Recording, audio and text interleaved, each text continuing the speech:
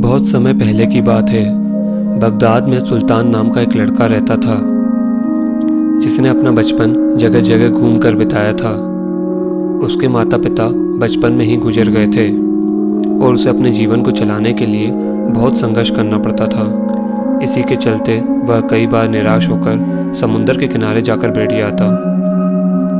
एक दिन वह समुंदर के किनारे बैठा हुआ था और सोच रहा था कि काश उसके साथ कोई ऐसा चमत्कार हो जाए जिससे कि वह सबसे अमीर आदमी बन जाए और अपने जीवन को चलाने के लिए इधर उधर भटकना न पड़े। यह सोचकर वह ऊपर वाले से विनती करने लगा और फिर वह चुपचाप वहां बैठ गया। कुछ देर बाद समुंदरों की लहरों में से एक सुंदर सा कांच का बोतल उसके पास आया। उस बोतल पर एक ढक्कन लगी हुई थी और उसके अंदर एक कागज का टुकड़ा था जिस पर कुछ लिखा हुआ था। सुल्तान ने बोतल का ढक्कन खोला। जैसे ही उसने ढक्कन खोला, उसके अंदर से एक जिन्न बाहर आया। सुल्तान रेत पर गिर गया। वह डर गया था। तभी उस जिन्न ने कहा, क्या हुक्म है मेरे आका? मैं आज से आपका गुलाम हूँ। मैं आपका तब तक गुलाम रहूँगा जब तक मैं आपकी 3 ख्वाहिशें पूरी नहीं कर देता। मैं आपकी कोई भी 3 ख्वाहिशें पूरी कर सकता हूँ। जिन्न की बात को सुनकर सुल्तान समझ चुका था कि उसे एक ऐसी चीज़ मिली है जो उसकी ख्वाहिशों को पूरा कर सकती है। उसने जिन्न से कहा, अच्छा तुम मेरी ख्वाहिशों को पूरा कर सकते हो? जिन्न ने कहा, जी हाँ, लेकिन मैं आपकी सिर्फ 3 ख्वाहिशें पूरी कर सकता हूँ। यह बात सुनकर सुल्तान बहुत खुश हो गया और उसने अपनी पहली ख्वाहिश मांगी। अच्छा तो मैं सबसे पहले यह चाहता हूँ कि तुम मेरे लिए ऐसा घर बनाओ जो दुनिया में सबसे बेहतरीन हो, जिसे देखकर हर एक इंसान की आंखें फटी की फटी रह जाएं। इसके बाद वह जिन्न गोल गोल घूमने लगा। देखने में ऐसा लग रहा था कि कोई बवंडर आ गया हो और वह सुल्तान को लेकर दूसरी जगह पहुंच गया। एक जगह रुककर जिन्न ने सुल्तान से पूछा, क्या यह जगह आपके घर के लिए सही है? जिन्न सुल्तान को ऐसी जगह ले गया जो उसके घर के लिए बहुत ही बेहतरीन थी।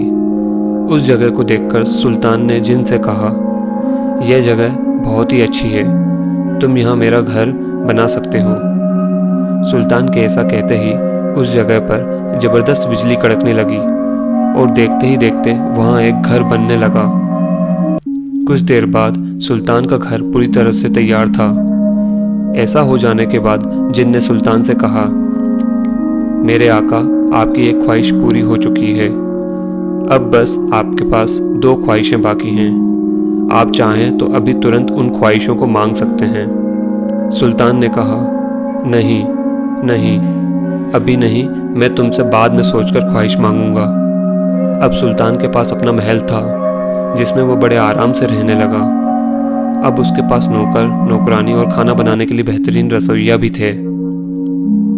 अब सुल्तान सोचने लगा कि उसे दूसरी ख्वाहिश क्या मांगनी चाहिए। यह सोचकर वह बाजार की ओर चला गया। बाजार में उसने कुछ ऐसे बच्चों को देखा जो भूखे थे और दूसरों से खाना मांग रहे थे। उन बच्चों को देखकर सुल्तान को अपनी बात याद आ गई। एक समय गरीबी में उसे भी इस तरह रहना पड़ता था, इसलिए वह उनको देखकर उदास हो गया।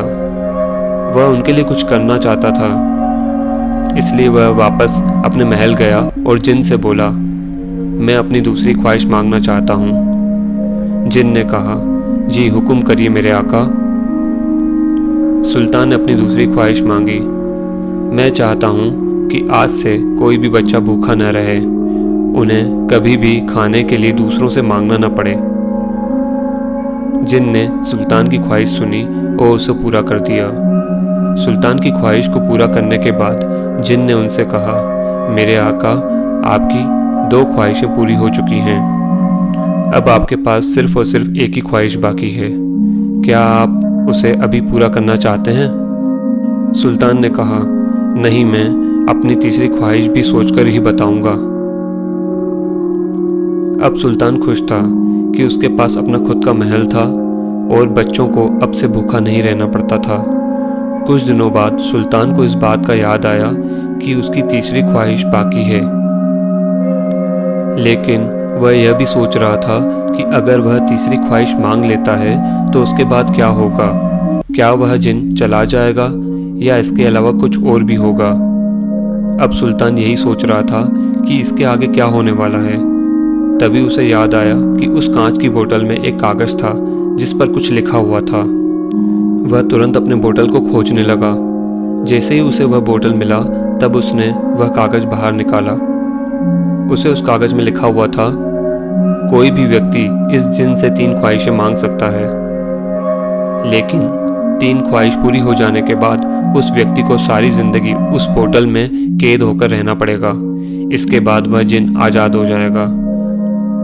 यह पढ़ते ही सुल्तान घबरा गया। अब वह डरा हुआ था और बार बार सोच रहा था कि वह आगे क्या करेगा। तभी उसे एक तरकीब सूझी और उसने जिन को बुलाया। जिन उसके सामने हाजिर हुआ और बोला, क्या हुक्म है मेरे आका। सुल्तान ने कहा, मैं अपनी तीसरी ख्वाहिश पूरी करना चाहता हूँ। जैसे ही जिन ने यह सुना वह अंदर ही अंदर खुश होने लगा।